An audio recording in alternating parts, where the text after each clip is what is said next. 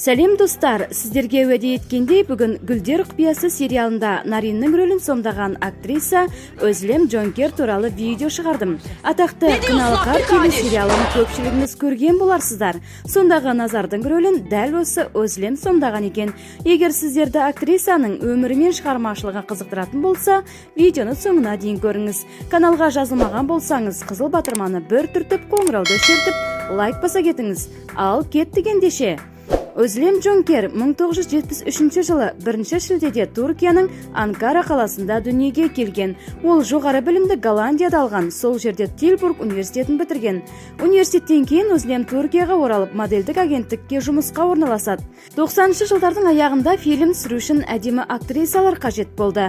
Көптеген актрисалар сияқты таңдау да Өзлемге түсті. Сөйтіп 1995 жылы Біздің үй фильмнің эпизодында жас ару Неселханның рөлін сомдады.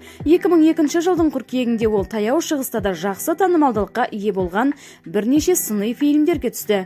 Түрік көрермендеріне 2000 жылдардың басындағы Өсиет, Ягел ағашы, Әйелші және тағы басқа сериалдары арқылы танылды. Ресейде және посткеңестік кеңістікте оны Нарин рөлі арқылы жақсы біледі. Ол бұл бейнені Қарагөл телехикаясында сомдаған болатын. Сондай-ақ Абдулхамид тағына құқықтар тарихи сериалындағы Бидар Сұлтан рөлі арқылы да көпке танымал. Өзлем осы уақытқа дейін көптеген кіші және негізгі рөлдерді сомдады. Оның фильмографиясында 20-дан астам сериал бар. Әр сериалда әртүрлі рөлдерді сомдай алатын жан-жақты актриса.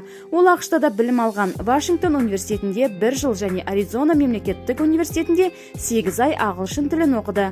Актрисаның айтуынша бұл сапар оның тұлғасын өзгерткен. Байлығына келетін болсақ, оның дәулеті шамамен 5 миллион ақш долларына бағаланады. Ол 2012 жылы ең әдемі актриса, ал 2013 жылы әртүрлі рөлдерді сомдаған ең әдемі актриса номинациясын иеленді. Бойының ұзындығы 1,71 сантиметр. Достар, бүгінгі видео осымен тәмам. Алда қай әртіс туралы білгіңіз келеді, комментарий қалдыра кетіңіз. Сіздермен болған Әсем ТВ арнасының жүргізушісі Әсем Жұмалиева.